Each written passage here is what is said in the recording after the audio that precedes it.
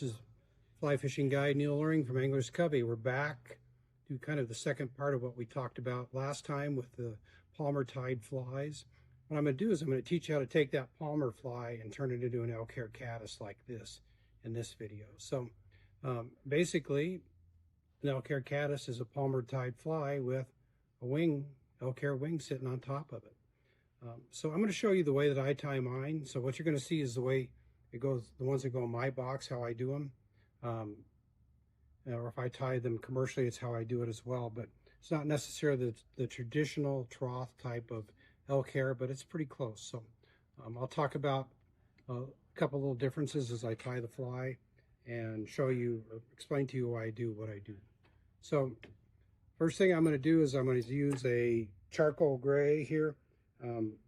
Honestly, the fly that I use, Elk Hair Caddis, I tie most of the time. I tie with Adams Gray and Grizzly Hackle.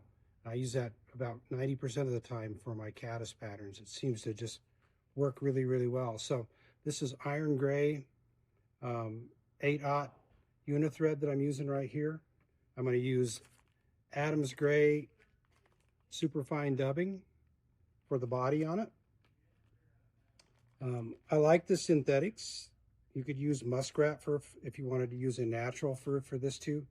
The synthetics to me are easier to work with. They're a finer denier, which is a reference to the size of the fiber. So a finer fiber lets us take and shape and work with the body a little bit more. Plus it's a waterproofed dubbing too. So it's good stuff. I've kind of evolved away from a lot of the natural furs, particularly on dry flies, and I use a lot of the superfine dubbing for a lot of my flies. So I'm just putting the body on here and I'm shaping it. So I left the rib, when I started this, I left that piece that we normally cut off and throw away. I left it hanging out the back here because I'm going to use it as a rib to secure our hackle with when I palmer that hackle down the body of this fly. So I don't like to get too long a dubbing on here.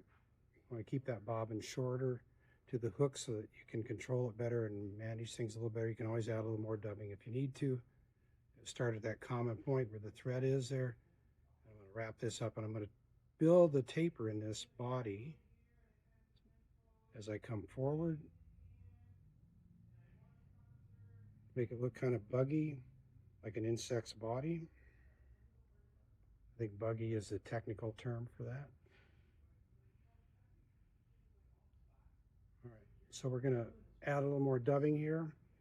And I like to leave about maybe a quarter or so of the hook at the front just to give us plenty of room to set that wing on this fly. So you can see where I've got a couple of fibers hanging off there.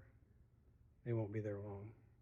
All right, so I'm going to take a Grizzly Hackle. This is a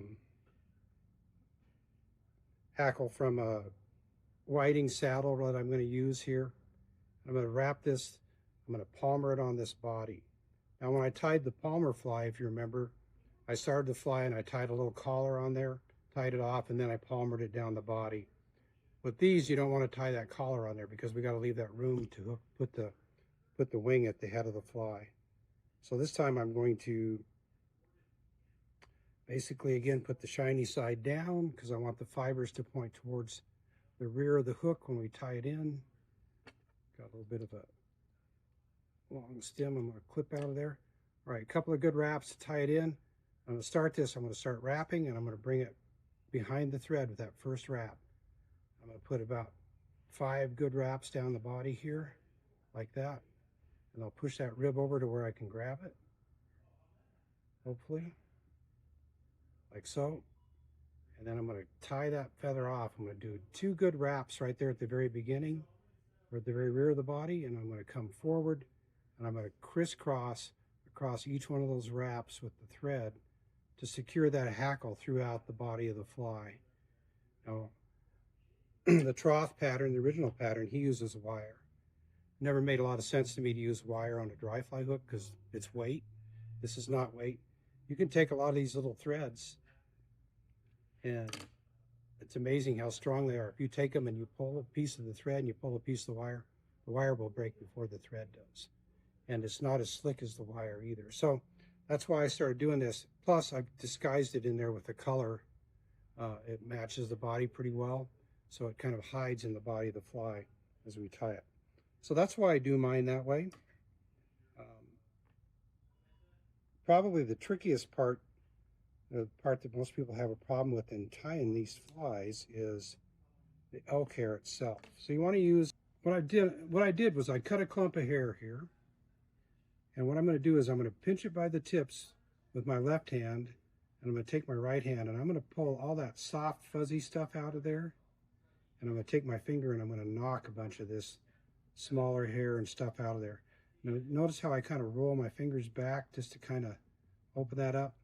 So I take about half the bulk of that I cut. You can see how much I've removed from there before I set the wing. All right, now it goes in a hair stacker.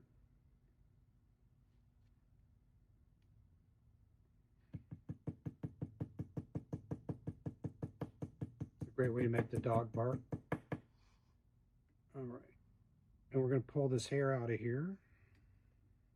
Maybe. Let's see.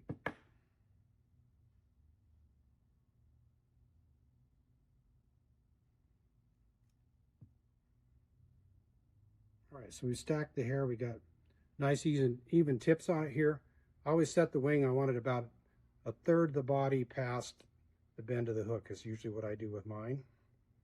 All right, so I'm going to hold that. I'm going to take this, and I'm going to take my scissors, and I'm going to come up here, and I'm going to come right in front of my fingers. I'm going to cut that at a slightly forward angle, like that.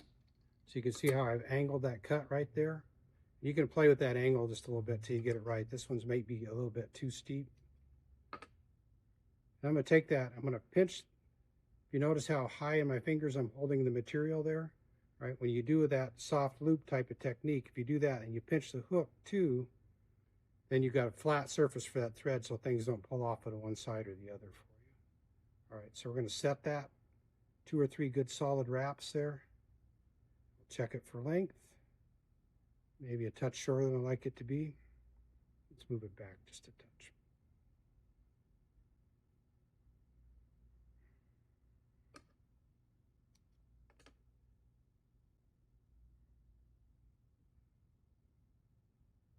All right, better. Now notice how I've got hair kind of poking out here at the front. So I put 2 or 3 good wraps to secure it there. I'm going to take that and I'm going to spread that back a little bit, and I'm going to pull it back with my fingers, and I'm going to put a wrap through the hair.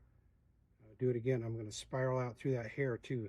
You can see that hair kind of getting sucked down tight to the hook there, so it's nice and tight throughout.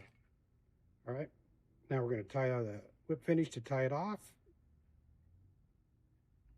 Right, so you kind of form a little bit of a muddler type of head on these little caddis, or that's what I do.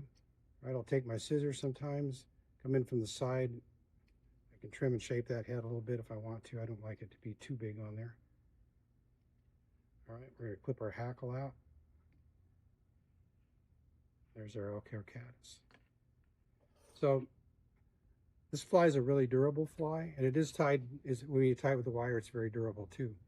Because when you tie that hackle backwards like that, or you set it from the front, a lot of people tie it in at the back and wrap it forward. When you set it from the front and come back and then counter rib it with that ribbing, you tie the hackle in all along the body. It's not just tied in here and here, but it's tied in throughout the body of the hackle.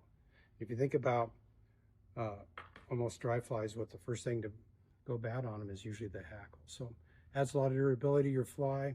It'll float well. It's a great little fly. Millions of fish, I'm sure, have been caught on Elk Hair Caddis over the years. Me personally, probably not quite that many.